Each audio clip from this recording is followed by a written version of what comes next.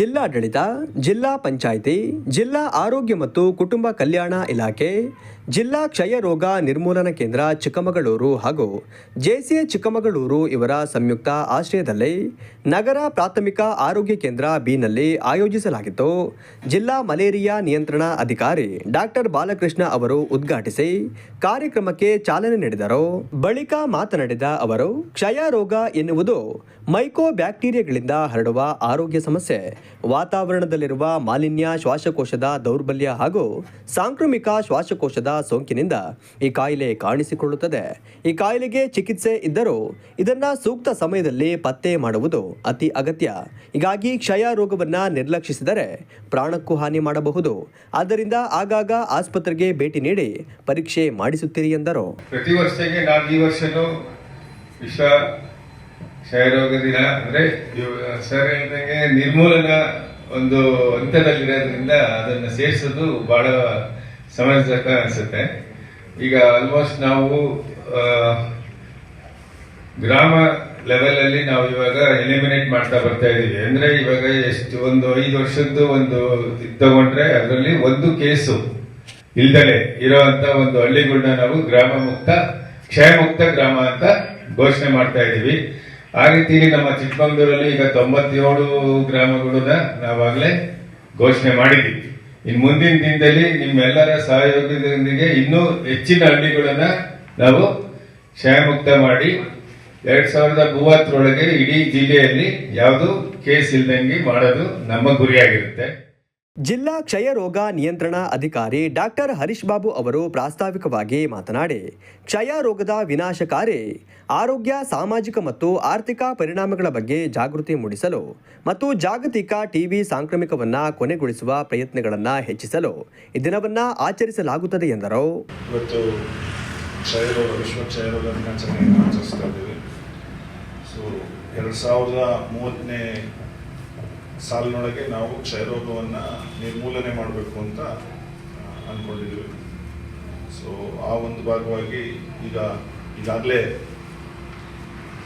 TB ಮುಕ್ತ ಗ್ರಾಮ ಪಂಚಾಯತ್ ಅನ್ನೋದನ್ನು ಮಾಡ್ತಾ ಇದ್ದೀವಿ. ಸೊ ಒಂದು 6 ಕ್ರೈಟೀರಿಯಾಗಳ ಮೇಲೆ ಈ ವರ್ಷ ನಾವು 97 ಗ್ರಾಮ ಪಂಚಾಯತಿ, ನಮ್ಮ ಚಿಕ್ಕಮಗಳೂರು ಜಿಲ್ಲೆಯಲ್ಲಿರೋ 228 ಗ್ರಾಮ ಪಂಚಾಯತಿಯಲ್ಲಿ 97 ಗ್ರಾಮ ಪಂಚಾಯತಿನ ಟಿಬಿ ಮುಕ್ತ ಗ್ರಾಮ ಪಂಚಾಯತಿ ಅಂತ ಮಾಡ್ತಿಲ್ಲ. ಕಳೆದ ವರ್ಷ 57 ಇತ್ತು. ಸೊ ನಂಬರ್ ಇನ್ಕ್ರೀಸ್ ಆಗ್ತಾ ಇದೆ. ಇದರ ಮುಂದುವರೆದ ಭಾಗವಾಗಿ ಕ್ಷಯರೋಗವನ್ನು ನಾವು ನಿರ್ಮೂಲನೆ ಮಾಡಲೇಬೇಕು ಅನ್ನೋ ಮುಂದುವರೆದ ಭಾಗವಾಗಿ ಈಗ 100 ಡೇಸ್ ಟಿಬಿ ಕ್ಯಾಂಪೇನ್ ಅಂತ ಮಾಡ್ತಾ ಇದ್ವಿ. ಕಳೆದ 24ನೇ ದಿನಾಂಕದಿಂದ ಶುರುವಾಗಿದೆ. ಏನು, so hand held x-ray. So ಎಕ್ಸ್ರೇಯನ್ನು ನಾವು ಫೀಲ್ಡಲ್ಲಿ ತಗೊಂಡೋಗಿ ಏನು R to reach areas ಅಂತ ಇದೆ, ಅಥವಾ ಟಿಬಿ ಪ್ರಕರಣಗಳ ಸಂಖ್ಯೆ ಜಾಸ್ತಿ ಇರ್ಬೋದು, ಅಥವಾ ಟಿಬಿ ಪ್ರಕರಣಗಳನ್ನೇ ಇಲ್ಲ ಅಂತ ಗ್ರಾಮಗಳಲ್ಲಿ ಹೋಗಿ ಈ ಟಿಬಿ ಪ್ರಕರಣಗಳಿದೆಯೇ ಅನ್ನೋದನ್ನ ಪತ್ತೆ ಹಚ್ಚಿ ಚಿಕಿತ್ಸೆಯನ್ನು ಕೊಡುವಂಥದ್ದು. ವಲ್ನರಬಲ್ ಪಾಪ್ಯುಲೇಷನ್ ಅಂತ ಐಡೆಂಟಿಫೈ ಮಾಡೋದು. ಅಂದರೆ ವಲ್ನರಬಲ್ ಪಾಪ್ಯುಲೇಷನ್ ಅಂದರೆ 60 ವರ್ಷ ಮೇಲ್ಪಟ್ಟವರು, ಯಾರಲ್ಲಿ ರೋಗ ನಿರೋಧಕ ಶಕ್ತಿ ಕಡಿಮೆ ಇರುತ್ತೆ, ಯಾರಲ್ಲಿ ಟಿಬಿ ಅಟ್ಯಾಕ್ ಬೇಗ ಆಗುವಂಥ ಅಂತ ಪಾಪ್ಯುಲೇಷನ್. ಭೂಮಿಕಾ ಟಿವಿ ಸಂಸ್ಥಾಪಕರು, ಕಾರ್ಯನಿರತ ಪತ್ರಕರ್ತರ ಸಂಘದ ಜಿಲ್ಲಾಧ್ಯಕ್ಷರಾದ ಅನಿಲ್ ಆನಂದ್ ಅವರು ಮಾತನಾಡಿ, ಪ್ರತಿ ವರ್ಷ ಲಕ್ಷಾಂತರ ಜನ ಈ ಕಾಯಿಲೆಗೆ ತುತ್ತಾಗಿ ಸಾವನ್ನಪ್ಪುತ್ತಿದ್ದಾರೆ. ಆದರೆ ಸಮಯಕ್ಕೆ ಸರಿಯಾಗಿ ಸೂಕ್ತ ಚಿಕಿತ್ಸೆಯನ್ನ ಪಡೆದುಕೊಳ್ಳುವ ಮೂಲಕ ರೋಗವನ್ನ ಸಂಪೂರ್ಣವಾಗಿ ಗುಣಪಡಿಸಬಹುದು ಮತ್ತು ತಡೆಗಟ್ಟಬಹುದು. ಹೀಗಾಗಿ ಕ್ಷಯ ರೋಗದ ಬಗ್ಗೆ ಜನರಲ್ಲಿ ಜಾಗೃತಿ ಮೂಡಿಸಲು ವಿಶ್ವ ಕ್ಷಯ ರೋಗ ದಿನ ಆಚರಿಸಲಾಗುತ್ತಿದೆ ಎಂದರು. ಇವತ್ತು ಚಿಕ್ಕಮಗಳೂರಿನಲ್ಲಿ ವಿಶ್ವ ಕ್ಷಯರೋಗ ದಿನನ ಸೆಲೆಬ್ರೇಟ್ ಮಾಡ್ತಾ ಇದ್ದಾರೆ. ವಿಶ್ವ ಕ್ಷಯರೋಗ ಅನ್ನೋದಕ್ಕಿಂತ ವಿಶ್ವ ಕ್ಷಯರೋಗ ನಿರ್ಮೂಲನಾ ದಿನ ಅಂತ ಮಾಡಿ ಉತ್ತಮ ಆಗುತ್ತೆ ಎಲ್ಲ. ಯಾಕಂದ್ರೆ ನಿಮ್ಮ ಕಾರ್ಯನ ನಾವು ಎಷ್ಟು ನೆನ್ಸಿದ್ರು ಕಮ್ಮಿನೇ. ಏನು ಕೋವಿಡ್ ಸಮಯದಲ್ಲಿ ನಾವು ನೋಡ್ತಾ ಇದ್ದೋ, ಯಾವ್ದೋ ಪೇಷಂಟ್ ಮುಟ್ಟಂಗಿರ್ಲಿಲ್ಲ, ಹೋಗಂಗಿರ್ಲಿಲ್ಲ, ದೂರದಲ್ಲೇ ನಿಂತ್ಕೊಂಡೆ ನಮ್ಮ ಫ್ಯಾಮಿಲಿನೂ ಸಮೇತ ನಾವು ದೂರದಿಂದ ಮಾತಾಡೋಂಥ ಪರಿಸ್ಥಿತಿ, ಅಪ್ಪ ಅಮ್ಮ ಸಮೇತ ಮಕ್ಕಳನ್ನ ಅಪ್ಪ ಅಮ್ಮ ಮಾಡ್ತಿರ್ಲಿಲ್ಲ, ಆ ಪರಿಸ್ಥಿತಿ ಇತ್ತು. ಅದೇ ತರ ಕ್ಷಯರೋಗನು ನಾವು ನೋಡ್ದಂಗೆ ದೂರದಿಂದ ನೋಡೋರಿಗೆ ಬಹಳ ಚೆನ್ನಾಗಿ ಕಾಣಿಸುತ್ತೆ, ನಮಗೆಲ್ಲ ಇದರಿಂದ ಅನುಭವ ಇಲ್ಲ. ಆದ್ರೆ ನೀವು ಈ ಕ್ಷಯರೋಗ ಎಷ್ಟು ಡೇಂಜರಸ್ ಅಂತೇಳಿ ಗೊತ್ತಿದೆ.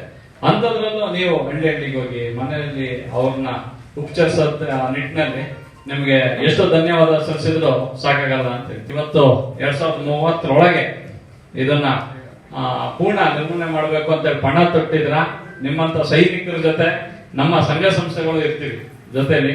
ಯಾವುದೇ ರೀತಿಲಿ ಯಾವುದೇ ಪರಿಸ್ಥಿತಿಲಿ ನಮ್ಮ ಸಂಸ್ಥೆಗಳ ನಿಮ್ ಜೊತೆ ಕೈ ಜೋಡಿಸುತ್ತೆ. ಪಬ್ಲಿಕ್ ಬರಕ್ಕೆ ಸ್ವಲ್ಪ ಹಿಂಜರಿಕೆ ಇರುತ್ತೆ, ಯಾಕಂದ್ರೆ ನಮ್ಮ ಜನರ ಮನಸ್ಥಿತಿನೂ ಹಂಗೆ ಇದೆ, ಎಲ್ಲೋ ತಾಗಿದ್ರೆ ಏನಾಗುತ್ತೆ ಆ ತರ ಒಂದು ನಿಟ್ಟಿನಲ್ಲಿ ಇರೋದ್ರಿಂದ ಒಳ್ಳೇದು. ಅವರು ನೀವೆಲ್ಲ ಸೇರ್ಕೊಂಡೆ ಅವ್ರನ್ನ ಒಂದು ಉತ್ತಮ ಭವಿಷ್ಯ ರೂಪಿಸಕ್ಕೆ ಪಣ ತೊಟ್ಟಿದ್ರ ನಿಮ್ಮೆಲ್ಲರಿಗೆ ಮತ್ತೊಮ್ಮೆ ನಾನು ಅಭಿನಂದನೆ. ಇದೇ ಸಂದರ್ಭದಲ್ಲಿ ಜೆಸಿಎ ಮಲ್ನಾಡ್ ಚಿಕ್ಕಮಗಳೂರು ವತಿಯಿಂದ ಆಶಾ ಕಾರ್ಯಕರ್ತೆಯರಿಗೆ ಸ್ಟೈನ್ಲೆಸ್ ಸ್ಟೀಲ್ ನೀರಿನ ಬಾಟಲಿಗಳನ್ನು ವಿತರಿಸಲಾಯಿತು.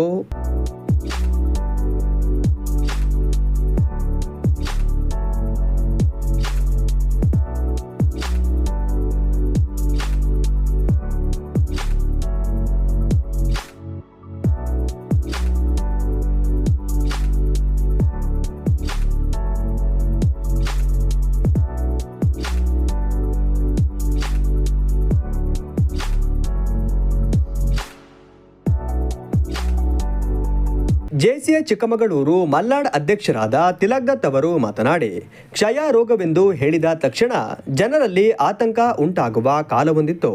ಕಾಲ ಬದಲಾದಂತೆ ಚಿಕಿತ್ಸೆ ಪಡೆದರೆ ಕ್ಷಯ ರೋಗ ಸಂಪೂರ್ಣವಾಗಿ ಗುಣವಾಗುತ್ತದೆ ಎಂಬ ನಂಬಿಕೆ ಬಂದಿದೆ. 1882ರಲ್ಲಿ ರಾಬರ್ಟ್ ಕಾಕ್ ಅವರು ಕ್ಷಯ ರೋಗಕ್ಕೆ ಮೈಕೋಬ್ಯಾಕ್ಟೀರಿಯಾ ಟ್ಯೂಬರ್ಕ್ಯುಲೋಸಿಸ್ ಎಂಬ ರೋಗಾಣು ಕಾರಣ ಎಂದು ಪತ್ತೆ ಹಚ್ಚಿದರು ಎಂದರು. ವಿಶ್ವ ಕ್ಷಯರೋಗ ದಿನಾಚರಣೆಯ ಈ ಮಹತ್ವದ ಕಾರ್ಯಕ್ರಮದಲ್ಲಿ ಭಾಗವಹಿಸೋದಕ್ಕೆ ಜೆಸಿಎ ಚಿಕ್ಕಮಗಳೂರು ಮಲ್ನಾಡಿನ ಅಧ್ಯಕ್ಷನಾಗಿ ನನಗೆ ಅವಕಾಶ ನೀಡಿದ್ದಕ್ಕಾಗಿ ಜಿಲ್ಲಾ ಕ್ಷಯರೋಗ ನಿಯಂತ್ರಣ ಕೇಂದ್ರಕ್ಕೆ ನನ್ನ ತುಂಬು ಹೃದಯದ ಕೃತಜ್ಞತೆಗಳನ್ನು ಸಲ್ಲಿಸ್ತೇನೆ. ಈ ವರ್ಷದ ಕ್ಷಯರೋಗ ದಿನದ ಘೋಷವಾಕ್ಯ ಅತ್ಯಂತ ಪ್ರಬಲವಾಗಿದೆ. Yes, we can end TB led by Bharat, powered by people of Bharat ಅಂತ. ಅಂದ್ರೆ ಭಾರತದ ನೇತೃತ್ವದಲ್ಲಿ ಜನರ ಶಕ್ತಿಯೊಂದಿಗೆ ನಾವು ಕ್ಷಯರೋಗವನ್ನು ನಿರ್ಮೂಲನೆ ಮಾಡಬಹುದು ಅನ್ನೋದು ಇದು ಕೇವಲ ಒಂದು ಘೋಷವಾಕ್ಯ ಆಗದೆ ಬದಲಾಗಿ ನಮ್ಮೆಲ್ಲರ ಒಗ್ಗಟ್ಟಿನ ಸಂಕಲ್ಪವಾಗಬೇಕು.